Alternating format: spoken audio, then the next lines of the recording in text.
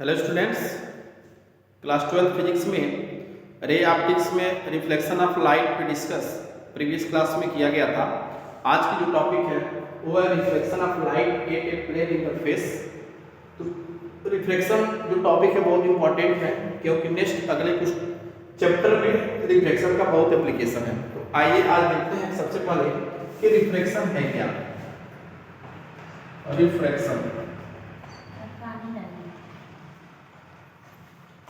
Reflection previous class में बताए थे कि जब लाइट की रेज किसी होमोजेनियस ट्रांसपेरेंट मीडियम में मूव करती है तो स्ट्रेट लाइन पथ को फॉलो करती है, लेकिन जैसे ही वो one medium to other medium में एंट्री करती है वैसे ही उसका पथ डिफरेंट हो जाता है। उसका रीजन ये होता है कि जो लाइट की स्पीड होती है वो डिफरेंट मीडियम में डिफरेंट होती है। जैसे अगर ये हम कहें कि अगर कोई एक सरफेस है पी और क्यू, एक बाउंड्री है जो दो मीडियम फर्स्ट और मीडियम सेकंड को अलग करते हैं। अगर लाइट की रेज वन मीडियम में, चूंकि होमोजेनियस मीडियम है तो इसमें स्ट्रेट लाइन में मोशन करती है और जहां भी स्ट्राइक करती है वहां एक नॉर्मल रे ड्रा करते हैं, नॉर्मल एन और एन डैश, और जहां स्ट्राइक किया पॉइंट वो है। अब ये लाइट की रेज क्या होती है, इसको सीधे से निकल जाना चाहिए, लेकिन होता क्या है कि यहां से ऐसे बेंड कर जाती है। अब ये इंसिडेंट रेज है ए और ये रिफ्लेक्टेड रेज आपका ओ बी हो गया। यहाँ पे जो एंगल बना इसको कहते हैं इंसिडेंट एंगल आई और ये रिफ्लेक्टेड एंगल आर। अब यहाँ पे देखिए ये बीच में जो लाइट की रेज जो बेंड हो रही है तो यहाँ पे जो एंगल बनता है उसको हम कहते हैं डेविएशन एंगल, क्योंकि इतना ये बेंड हुआ। इसकी जो वैल्यू अगर हम निकालते हैं डेविएशन एंगल डेल्टा, इसका मतलब क्या हो जाएगा, देखिए पूरा अगर एंगल लिया जाए तो आई होगा और बेंड कितना हुआ आर, तो आई में से हम आर को माइनस कर दें तो हमें डेविएशन एंगल यानी आई में से आर को माइनस कर दें तो ये एंगल हमें फाइंड हो जाएगा। अब यहाँ पे एक चीज देखते हैं कि देखिए यानी वन मीडियम सदर मीडियम में जैसे एंट्री किया वैसे ही क्या हुआ कि अपने मेन पथ से बेंड हो गई, और इसकी फिनोमेना को हम कहते हैं कि रिफ्लेक्शन ऑफ लाइट, यानी the phenomena of light, the phenomena of bending of light ray at the boundary of two medium when it goes from one medium to other is known as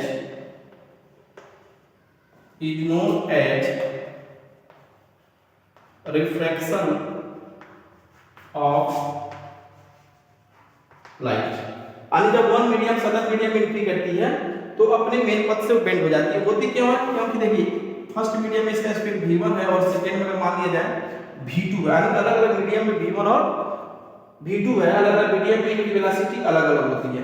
तो अगर मान लिया जाए first if v1 is greater than v2, यानी v1 अधिक है v2 कम है, तो जिसमें स्पीड अधिक होती है उसको हम कहते हैं रेयर मीडियम और जिसमें कम होती है उसको कहते हैं डेंसर मीडियम। यानी यह रेयर मीडियम हो गया, डेंसर मीडियम। जैसे इसको मान लिया जाए एयर और ये हो जाए वाटर, तो जब v1 is greater than v2 तो I भी क्या होगा, इज ग्रेटर होगा किससे, R से, यानी I भी ग्रेटर होगा किससे, R से। ऐसे ही अगर मान लिया जाए कि अब यहाँ पे दो चीजें देखिए, अब रेयर से डेंसर में आ रही है तो नॉर्मल की तरफ बेंड हो रही है, लेकिन अगर ऐसे ही इसको हम वाटर मान लें, वाटर में इसमें v1 है और ये आपका एयर ले लो और ये क्या है v2 है, और लाइट की रेज आके यहाँ स्ट्राइक कर रही है। अब जहाँ स्ट्राइक करेगा हम नॉर्मल रे ड्रा करेंगे, तो अब यहाँ क्या होती है, ये सीधे निकलना चाहिए, लेकिन होता क्या है यहाँ से दूर हटती है। तो ये जो r है ये आपका I है। इसका मतलब ये हो गया कि जब रेयर से डेंसर में आ रही है, यानी ये डेंसर हो गया। डेंसर क्यों हो गया, क्योंकि v1 is less than v2, तो जब v1 is less than v2 है तो आई भी क्या होगा, लेस देन होगा किससे, आर से, यानी रियल से जब डेंसर से जब रेयर आ रही है तो नॉर्मल से वो दूर हो रही है, यानी when light goes from denser to rare तो क्या होगी, जो नॉर्मल है नॉर्मल से अवे जाएगी, ठीक है, तो नॉर्मल से दूर जाती है। इसका स्क्रीनशॉट लेना है आप।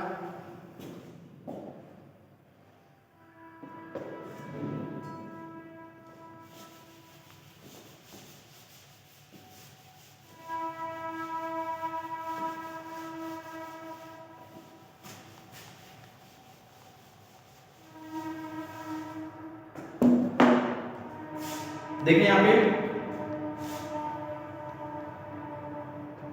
ये लाइट रेंज है, यहाँ इस टाइप की नॉर्मल तरफ बेंड किया, ये आपका आई हुआ और ये आपका क्या है, आर है। ये फर्स्ट मीडियम है, मीडियम फर्स्ट, और ये मीडियम सेकेंड। तो इसके बाद हम देखते हैं law of refraction. Law of refraction, law of refraction. There are two laws of refraction. Two law of refraction, जिसमें फर्स्ट है, अब देखिए यहाँ पे ये इंसिडेंट रेज है, incident raise, normal, reflected raise, reflected raise,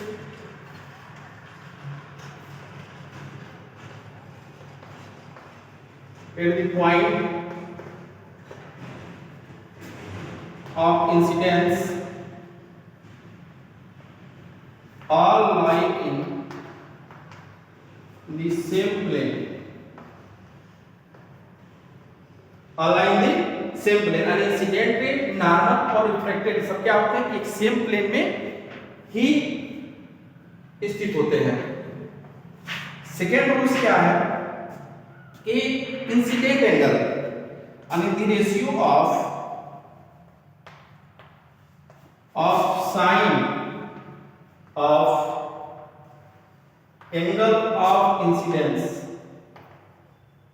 angle of incident, यानी angle of incidence क्या है, आई, आई का क्या, साइन, इसको लिख सकते हैं sine i, and sine of angle of refraction is constant, is constant. अब कांस्टेंट को क्या कहते हैं, which is known as, which is known as refractive index, refractive index of second medium, second medium with respect to first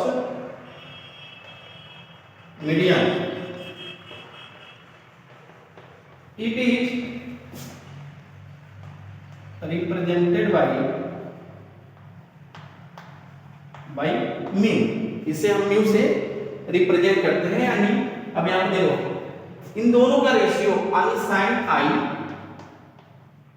upon sine r equal to constant, और constant को क्या कहते हैं 1 म्यू 2, यानी reflective index of second medium with respect to first. इससे ही हम Snell's law भी करते हैं, यानी इससे हम स्नेल्स लॉ भी करते हैं, यानी this is also known, this is known as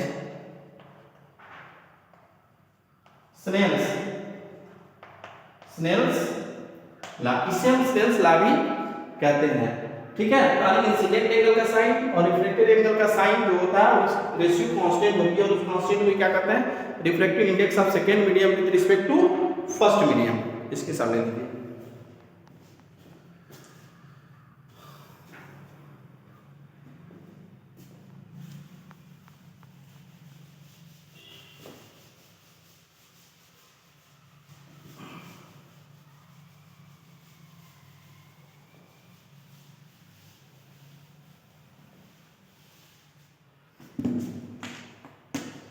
यहाँ पे पता है sine i upon sine r equal to 1 mu 2। अब यहाँ पर अगर मान लो क्योंकि देखिए मीडियम अलग अलग है, यदि फर्स्ट मीडियम की स्पीड v1 है और सेकेंड मीडियम की स्पीड v2 है, if v1 and v2 are the velocity of light of first medium and second medium, then sin I upon sin R equal to v1 upon v2 according to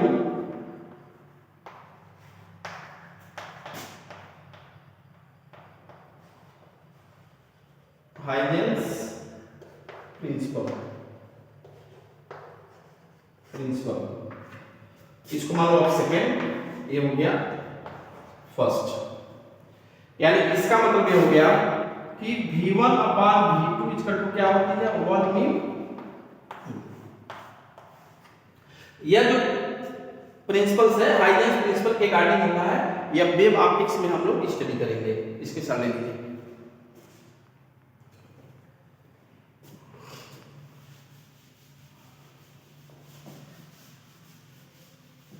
अब यहाँ पे एक चीज देखिए, यह जो म्यू है इसको कहते हैं रिफ्रैक्टिव इंडेक्स। तो रिफ्रैक्टिव इंडेक्स क्या होता है? Refractive index mu equal to speed of light in vacuum upon speed of light in medium आणि म्यू इक्वल टू क्या हो गया c अपॉन v। Mu equal to c अपॉन v, इसको हम कहते हैं रिफ्रैक्टिव इंडेक्स। अब यहाँ पे किसी भी मीडियम का जब रिफ्रैक्टिव इंडेक्स लेते हैं तो एयर के रिस्पेक्ट में लेते हैं, क्योंकि एयर की जो रिफ्रैक्टिव इंडेक्स होती है 1 होती है, वैक्यूम की जो रिफ्रैक्टिव इंडेक्स होती है 1 होती है। तो किसी मीडियम का जब हम रिफ्रैक्टिव इंडेक्स लेते हैं तो एयर के रिस्पेक्ट में लेते हैं, तो उसको हम कहते हैं एब्सोल्यूट रिफ्रैक्टिव इंडेक्स। जैसे एग्जांपल के तौर पे अगर हमें कहें कि ए म्यू डब्ल्यू, तो हम इसको कहेंगे कि refractive index of water with respect to air माने इसका वैल्यू जो होती है 4/3। लेकिन अगर इसको therefore अगर इसका हम एब्सोल्यूट रिफ्रैक्टिव इंडेक्स लिखा है, यानी एब्सोल्यूट रिफ्रैक्टिव इंडेक्स, तो हम क्या लिखेंगे? म्यू डब्ल्यू क्यों लिखेंगे? म्यू डब्ल्यू क्योंकि एयर की वैल्यू क्या हो जाएगी 1, तो इसकी वैल्यू क्या होगी 4/3। ये क्या हो गया? Absolute refractive index. ऐसे ही अगर हमें कहें कि ए म्यू जी यानी refractive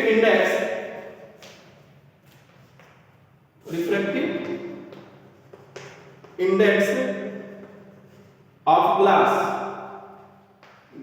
with respect to air, इसकी वैल्यू होती है 3/2। लेकिन अगर हम इसका एब्सोल्यूट रिफ्रैक्टिव इंडेक्स लिखते हैं, absolute refractive index equal to, तो सिर्फ हम क्या लिखेंगे इसको म्यू जी।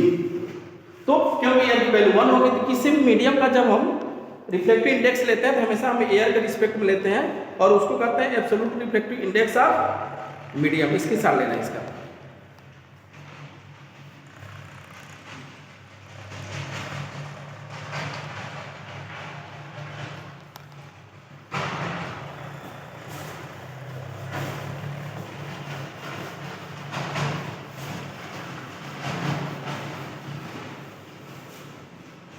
नेक्स्ट अगर देखिए यहाँ पे ये दो मीडियम है, पहले मीडियम का जो एब्सोल्यूट रिफ्रैक्टिव इंडेक्स म्यू1 हो और दूसरे का म्यू2 हो, तो यहाँ पे क्या लिखेंगे?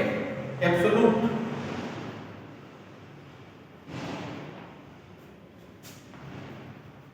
रिफ्रैक्टिव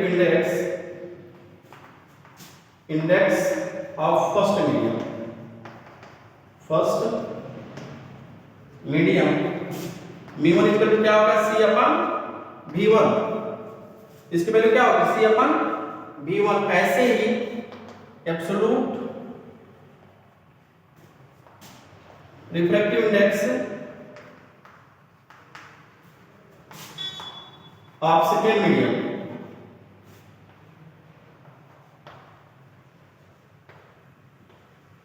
सेकेंड मीडियम क्या हो गया μ2 इक्वल टू क्या हो जाएगा c अपन v2। अब दोनों को अगर हम डिवाइड कर दें μ1 अपन μ2 इक्वल टू क्या हो जाएगा c upon v1 into v2 अपन c से c कैंसिल हो जाएगा, μ1 अपन μ2 इक्वल टू क्या आ गया v2 अपन v1, या इसको क्या लिख सकते हैं μ2 अपन μ1 equal to v1 upon v2, v1 upon v2। अब अभी तक का जो भी पढ़े हैं उसको अगर हम कंपैरिजन करें तो क्या मिलेगा हमें, इसका मतलब ये हो गया कि sin i upon sin r equal to क्या पढ़े हैं v1 अपन v2, और v1 अपन v2 किसके इक्वल है μ2 अपन μ1, और μ2 अपन μ1 किसके इक्वल हो गया 1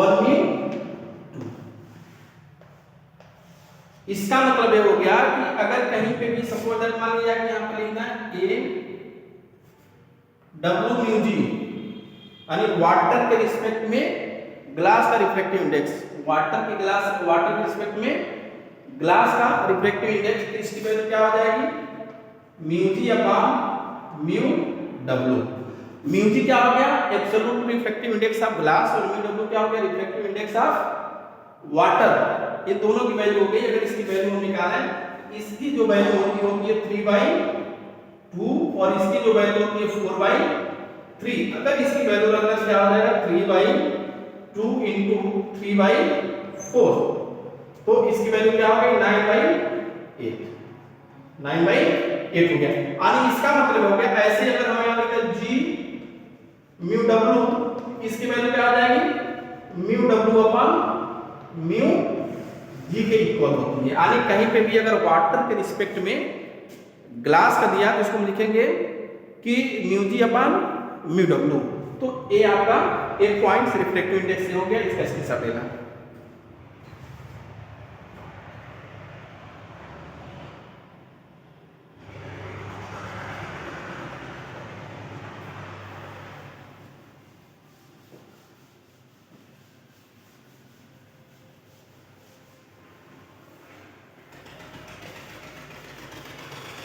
अब यहाँ पे एक चीज और बताए थे, देखिए यहाँ पे जो म्यू होता है क्या हो गया c अपन v।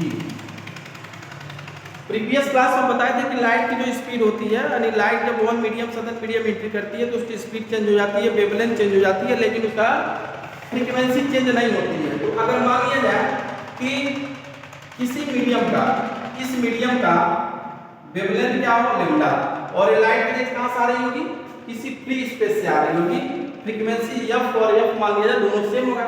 तो म्यू करके हम क्या लिख सकते हैं, आप बताओ, आप जनरली पढ़े होंगे कि स्पीड v, फ्रीक्वेंसी f और वेवलेंथ लैम्डा में जो रिलेशन होता है क्या होता है v equal to f into lambda. ये होता है क्लास 8 9 से या पढ़ते आ रहे हैं v equal to f into lambda. तो सेम कंडीशन यहां पे लाइट की स्पीड c है और चूंकि जो स्पीड c है वो वैक्यूम में है, तो उसकी वेवलेंथ अगर लैम्डा नॉट तो फ्रीक्वेंसी f हो, इसके जगह हम लिख सकते हैं f into lambda naught upon medium